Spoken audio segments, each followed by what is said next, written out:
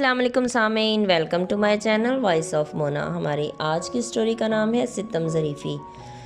निशा बहुत खूबसूरत और एहसास करने वाली लड़की थी। उसके घर वालों ने उसकी शादी की तो शौहर बहुत ज़्यादा झगड़ालू निकला।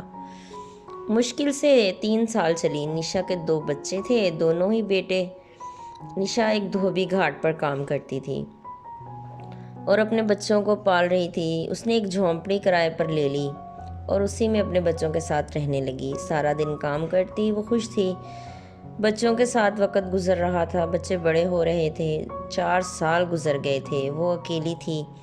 फिर उसे एक इंसान मिला जो वहाँ कपड़े धुलवाने आता था। वो निशा के साथ बातें करता, फिर उनमें दोस्ती हो गई। वो निशा का बहुत ख्याल करता। उसकी बीवी भी उसको छोड़ के जा चुकी थी। वो निशा के साथ अपनी हर बात शेयर करता। अनिल उसे बताता कि उसके साथ क्या क्या ज़्यादतियाँ की गई हैं, तो निशा को उसकी तकलीफ़ अपनी तकलीफ़ के जैसी लगती। 1 साल होने को था, वो काफ़ी बेतकल्लुफ़ हो चुके थे।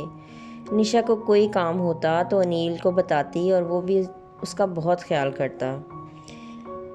फिर अनिल ने उसे बोला कि मैं अकेला हूँ और तुम भी अकेली हो, मुझसे शादी कर लो। उसने कहा नहीं, मेरे बच्चे हैं, मैं इनका वज़न आप पे नहीं डाल सकती। अनिल ने कहा कैसी बात करती हो, ये तुम्हारे नहीं मेरे बच्चे हैं। फिर भी उसने इनकार कर दिया। अनिल ने कहा मैं तब तक इंतज़ार करूँगा जब तक तुम मानोगी नहीं, मैं इसरार करता रहूँगा। अब अनिल बच्चों पे तवज्जो देने लगा, उनको अच्छी बुरी बात समझाता, उनके लिए गिफ्ट और कपड़े लेके आता, कभी उन्हें घुमाने और खाना खिलाने ले जाता। बच्चे भी उसकी तरफदारी करने लगे। अब 3 साल का अरसा गुजर चुका था। फिर निशा राज़ी हो गई और उसने शादी कर ली। वो अनिल के घर बच्चों समेत आ गई, लेकिन उसने शर्त रखी कि वो काम नहीं छोड़ेगी। अनिल भी मान गया। शादी को 3 माह तो सही गुजरे। उसके बाद अनिल ने लड़ना झगड़ना शुरू कर दिया। लड़ाई बच्चों की वजह से ही होने लगी। फिर रोज़ का मामूल बन गया। निशा ने कहा मैं इसलिए शादी नहीं करना चाहती थी, मुझे पता था ये सब होगा। वो बोलता मुझे नहीं पता था कि ये बच्चे इतना तंग करेंगे। फिर अनिल ने निशा को मारना शुरू कर दिया। इस बात से निशा और भी परेशान हो गई। वो बहुत बेदर्दी से उसे मारता। निशा तंग आ गई। अब फिर उसे लोगों ने बताया कि इसकी पहली बीवी भी इसी वजह से इसे छोड़ कर गई, क्योंकि ये बहुत ज़्यादा मारपीट करता था। निशा ये सुनकर और परेशान हो गई। एक ठोकर वो पहले ही खा चुकी थी। बच्चे भी अब समझदार हो गए थे। उसने बच्चों को समझाया और उनको हॉस्टल में दाखिल करवा दिया ताकि उनकी पढ़ाई पर असर न पड़े। बच्चे भी सहम जाते थे। वो दोनों हॉस्टल चले गए। वो हर हफ्ते उनसे मिलने जाती। सुबह घर का काम करती, उसके बाद धोबी घाट चली जाती। सारा दिन काम में गुजर जाता। रात को आती और अनिल उसे मारता पीटता। अब वो थक चुकी थी।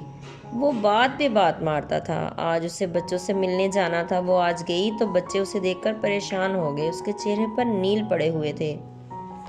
वो बड़े हो गए थे और समझदार भी। निशा ने उनको समझाया कि अगर मुझे कुछ हो जाए तो एक दूसरे का ख्याल करना और मेरे लिए कुछ बनकर दिखाना। मेरा सब कुछ तुम्हारे लिए है। फिर वो घर आ गई। अनिल ने उस दिन उसे बहुत मारा, इतना मारा कि वो मर गई। वो भाग गया। लोगों ने पुलिस बुलाई। बच्चों को भी पता चल गया। वो तनहा रह गए थे। निशा की फैमिली भी आई। वो भी दुखी थे, मगर किसी को खबर नहीं थी उसके हालात की।